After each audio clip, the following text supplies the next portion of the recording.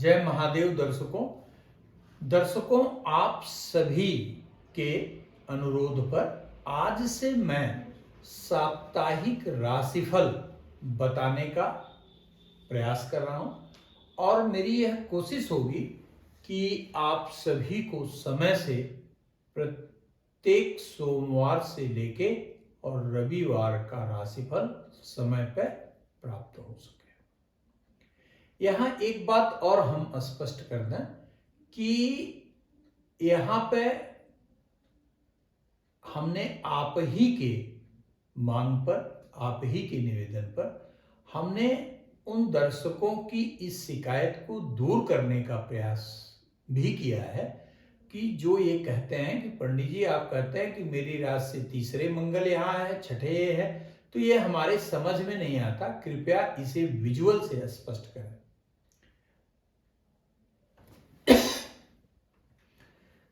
तो आपकी यह समस्या भी आज समाप्त हो जाएगी और आइंदा भी हमारा यह प्रयास होगा कि हम आपकी राशि के संदर्भ में जो भी गोचर की स्थिति है और जो उसका फल हम कह रहे हैं वह आपको समझ में आ सके। तो और समय न नष्ट करके सीधे हम लोग समय जो है वो राशिफल पे आते हैं और आप बोर्ड पे थोड़ा सा ध्यान लगाएं। तो मंडे सोमवार 9 जनवरी 2023 से 15 जनवरी 2023 का राशिफल हम आपको बताने जा रहे हैं। 9 जनवरी 2023 को गोचर की स्थिति मेष राशि में राहु, वृष राशि में मंगल, कर्कस्थ चंद्रमा, तुला में केतु, धनु में सूर्य बुध और मकर राशि में शनि और शुक्र और मीन राशि में बृहस्पति गोचर कर रहा है। अब सबसे पहले हम लेते हैं मेष राशि को। तो मेष राशि से आप यदि गिने तो मेष राशि से मंगल द्वितीयस्थ होके बैठा हुआ है। आपकी राशि से शनि दसम भाव में, सूर्य नवम भाव में, सूर्य और बुध नवम भाव में और द्वादश का बृहस्पति है। तो इसका अर्थ यह है कि हमारे मेष राशि के सभी दर्शकों को अपने टेम्परामेंट पर नियंत्रण रखना चाहिए, क्योंकि द्वितीय भाव में गया हुआ मंगल आपके पारिवारिक वातावरण को खराब करने के साथ साथ आपको जोखिम भरे कार्यों की तरफ प्रेरित कर सकता है, पहली बात। दूसरा, राशिगत राहु की उपस्थिति भी मति भ्रम की स्थिति उत्पन्न कर सकती है, यह ध्यान रखिएगा। आपकी राशि से द्वादश बृहस्पति व्यय कराएगा, लेकिन चिंता की कोई आवश्यकता नहीं है, क्योंकि यह व्यय अच्छे कार्यों में ही कराएगा, बुरे कार्य में यह व्यय बिल्कुल नहीं कराएगा। मेष राशि के सभी दर्शकों को जो बात पूरे सप्ताह सावधानी रखनी है वह मात्र और मात्र इतनी है कि आपको अपने टेम्परामेंट और फेमिलियर एनवायरनमेंट को ध्यान से हैंडल करना है। अब इसके बाद वृषभ राशि। वृषभ राशि आपके राशि पर ही मंगल गोचर कर रहा है, राशि से द्वादश राहु है, लेकिन सबसे सुखद स्थिति वृषभ राशि के लिए यह है कि आपकी राशि से एकादश भाव में, आप गिन लें जो नहीं स्पष्ट कर पा रहे हो, वृष से सीधा वृश्चिक आपका सातवां हो गया, 1 2 3 4 5 6 7 8 9 10 11 एकादश भाव में आपके बृहस्पति चल रहा है। तो वृष राशि के जातक भी आवेश में जो कार्य करेंगे वह परिणाम आपको नकारात्मक मिल सकता है। आवेश में कोई भी कार्य पूरे सप्ताह आपको नहीं करना है। यदि आप अपने टेम्परामेंट पर नियंत्रण रखेंगे तो आपकी राशि से एकादश भाव में जो बृहस्पति गोचर कर रहा है वह बृहस्पति आपके बुद्धि को प्रभावित कर रहा है। मीन राशि में बैठा हुआ बृहस्पति आपकी राशि से पंचम अर्थात कन्या राशि पर पूर्ण दृष्टिपात करता है, जिसके कारण यदि टेम्परामेंट पर नियंत्रण रखेंगे तो यह सप्ताह आपके लिए बौद्धिक क्षमता के कारण विशेष रूप से लाभ देने वाला सिद्ध होगा। बिगड़े हुए कार्यों को भी आप अपनी बौद्धिक क्षमता से हल करने में कामयाब होंगे। उच्चाधिकारियों से मतभेद भी आपका समाप्त होगा। हाँ, यात्रा का कुछ योग अवश्य बनता हुआ दिखाई देता है। अर्थात वृषभ राशि के लिए यह सप्ताह बेहतर परिणाम प्रदान करने वाला कहा जाएगा। यदि कुछ ध्यान रखना है तो मात्र इतना कि टेम्परामेंट पर नियंत्रण रखेंगे और वाहन बिल्कुल ही गलत तेज नहीं चलाएंगे, ये ध्यान रखिएगा। तत्पश्चात मिथुन राशि, मान लीजिए यदि जन्मकालिक राशि, अच्छा एक बात और दर्शकों हम स्पष्ट करें कि यहां जो हम राशि का वर्णन कर रहे हैं, राशिफल का वर्णन कर रहे हैं, ये आपके जन्मकालिक चंद्रमा अर्थात मून साइन की हम राशि की बात कर रहे हैं। ये जरूर ध्यान रखिएगा। कई लोग पूछते हैं कि पंडित जी ये पुकार नाम से आप राशि बता रहे हैं कि जो है वो सन के रेफरेंस से बता रहे हैं, किस रेफरेंस से बता रहे हैं? तो ये इसलिए हम स्पष्ट कर दें कि हम जो भी राशि का फल आपको कह रहे हैं वो आपके जन्मकालिक चंद्रमा की राशि की स्थिति के संदर्भ में बात कर रहे हैं। तत्पश्चात मिथुन राशि, विषय पे आते हैं। मिथुन राशि से द्वादश भाव में गोचर कर रहा मंगल, और यहां से अगर आप मिथुन राशि से गिनेंगे तो 8वें भाव में शुक्र तथा शनि की स्थिति, यह आपके लिए बहुत अच्छी नहीं कही जाएगी। यद्यपि जो पीछे आपने संघर्ष किया है, जिसके परिणाम नहीं मिले हैं, अष्टमस्त शनि और शुक्र की युक्ति उसके बेहतर परिणाम आपको दिलाने में सफल कही जाएगी। लेकिन वर्तमान में जो आप कार्य करने की कोशिश करेंगे उसमें बाधाएं आ सकती हैं। इसलिए प्रत्येक कार्य को बहुत ही सोच विचार कर करें, और यदि बहुत आवश्यक न हो तो कार्य का प्रारंभ कदापि न करें। तत्पश्चात कर्क राशि, कर्क राशि का अधिपति स्वयं चंद्रमा है, और आपकी राशि से 1, 2, 3, 4 चतुर्थ भाव में केतु का गोचर है। लेकिन यहां से छठे भाव में सूर्य और बुध की युक्ति है। यह सप्ताह आपके रुके हुए कार्यों को गति प्रदान करेगा, नए कार्य के अवसर भी दिलाएगा। भाग्य का पूरा पूरा समर्थन आपको प्राप्त होगा। एकादश भाव में, आपकी राशि से एकादश भाव में गोचर कर रहा मंगल आपके अंदर ऊर्जा बढ़ाएगा और कार्य में पूर्ण सफलता प्रदान करेगा।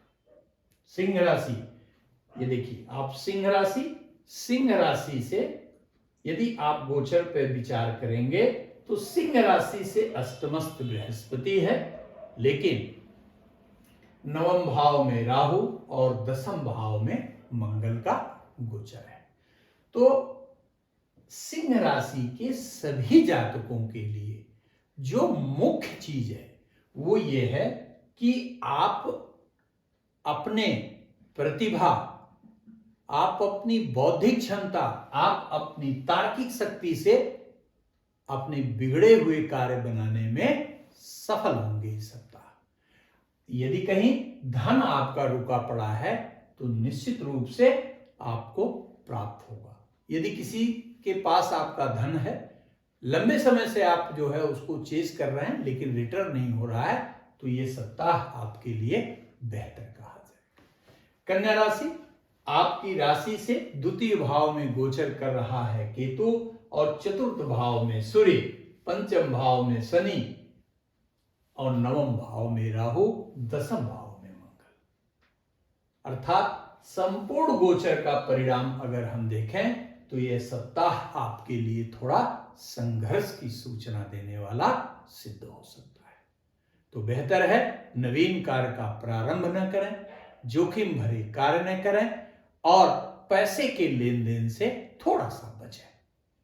धार्मिक कार्यों में जितना आप रुचि लेंगे उतना ही आप अपने हानि से बचेंगे। संभव हो सके तो गणेश जी की स्तुति नियमित रूप से करें। तुला राशि, आपकी राशि से जो आपकी राशि का अधिपति शुक्र नामक ग्रह है वह राशि से चतुर्थस्थ है। यह बेहतर अवस्था है आपकी। शुक्र के चतुर्थ होने और बृहस्पति के छठे गोचर करने के कारण यह सप्ताह आपके लिए भाग्यशाली सिद्ध हो। तुला राशि से भाग्य का जो अधिपति बनता है वह बुध नामक ग्रह बनता है। गोचर में बुध की जो अवस्था है तुला राशि से वह सूर्य के साथ तृतीय भाव में है, जिसके कारण भाग्य के सहयोग से न केवल बिगड़े हुए कार्य आपके बनेंगे परंतु जो हित मित्र आपसे थोड़े दूर हो गए हैं इस सप्ताह वह आपके लिए पुनः मित्रता का हाथ बढ़ाएंगे। अर्थात आपके नियर डियर के बीच में जो आपके नकारात्मक ग्रह स्थिति के कारण संबंधों में दुराव आया है वह समाप्त होगा। हाँ, आपको अगर ध्यान देना है तो निश्चित रूप से आप अपने गृहस्थ जीवन पर जरूर ध्यान दीजिएगा। जीवन साथी के स्वास्थ्य पर विशेष ध्यान देंगे। क्यों? क्योंकि तुला राशि से आपके जीवन साथी का जो गवर्नर प्लैनेट है वो मंगल है और मंगल न केवल अष्टमस्थ अवस्था में गोचर कर रहा है अपितु यह राशि लगातार सप्तम एवं अष्टम पापाक्रांत है। इसलिए जीवन साथी के स्वास्थ्य पर विशेष ध्यान इस सप्ताह आपको देना होगा। उसका एक सबसे बड़ा कारण यह भी है कि शुक्र यद्यपि शनि के साथ है लेकिन शुक्र की अवस्था बहुत बली नहीं है। इसके पश्चात वृश्चिक राशि। वृश्चिक राशि आपकी राशि से द्वितीय भाव में सूर्य एवं बुध की युक्ति है। तृतीय भाव में शुक्र शनि की युक्ति है और आपकी राशि से सप्तम भाव में मंगल भी गोचर कर रहा है। इसलिए यह आपकी राशि के लिए बहुत अनुकूल गोचरी स्थिति दिखाई नहीं देती है। इसलिए संयम से यह सप्ताह बिताएं, तेज वाहन न चलाएं, जोखिम भरा कार्य न करें, विवाद में बिल्कुल न पड़ें, अन्यथा आपको लिटिगेशन से गुजरना पड़ेगा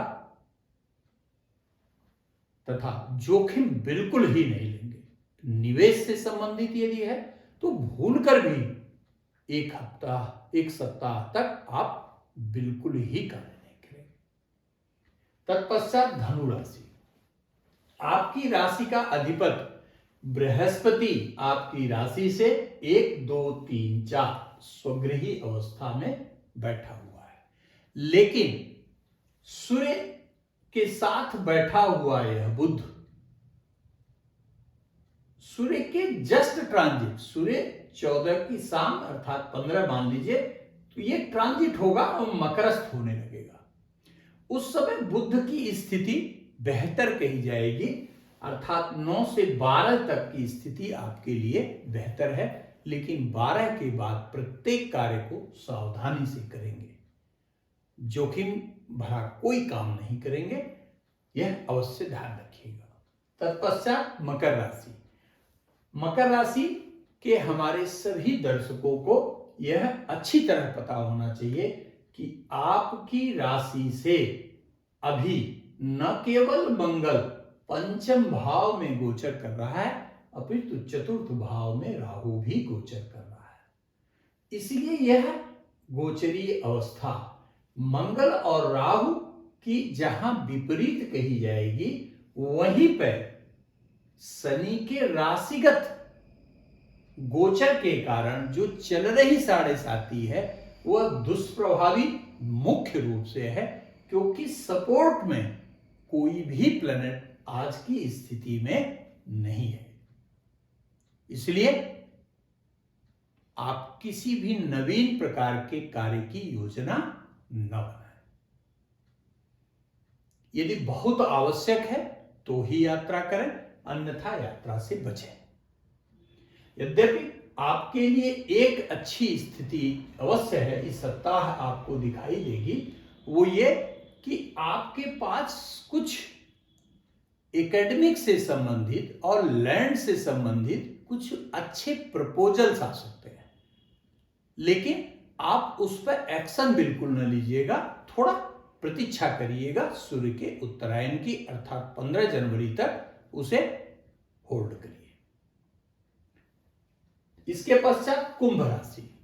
कुंभ राशि का अधिपति स्वयं शनि है और 17 जनवरी को शनि आपके राशि पर गोचर करने वाला है, अर्थात आपके द्वितीय चरण की 7.5 का प्रारंभ करने वाला है। तो राशि का अधिपति स्वयं शनि है और इस समय शनि ट्रांजिशन फेज में लगभग चल रहा है, अर्थात शनि का बलाबल बहुत अच्छा नहीं कहा जाएगा। इसलिए दीर्घकालिक लाभ की स्थिति का कोई भी कार्य हो तो उससे करने से बचेंगे। बाकी अन्य कार्यों के लिए, यूजुअल कार्य के लिए यह सप्ताह आपके लिए सामान्य फल प्रदान करने वाला कहा जाएगा। राशि से धन भाव में गोचर कर रहा बृहस्पति सर्टेन मॉनेटरी गेन भी देगा आपको, यह ध्यान रखिएगा। मीन राशि आखिरी राशि, आपकी राशि पर स्वयं बृहस्पति का गोचर है और इसी के साथ साथ आपकी राशि से यद्यपि द्वितीय भाव में राहु का गोचर है, लेकिन तृतीय भाव में मंगल गोचर कर रहा है और साथ ही साथ आपकी राशि से वर्तमान में अर्थात पूरे सप्ताह एकादश भाव में शनि का गोचर होगा। अर्थात राशियों में सर्वाधिक भाग्यशाली राशि यदि चुननी हो तो हमें मीन राशि ही चुननी चाहिए।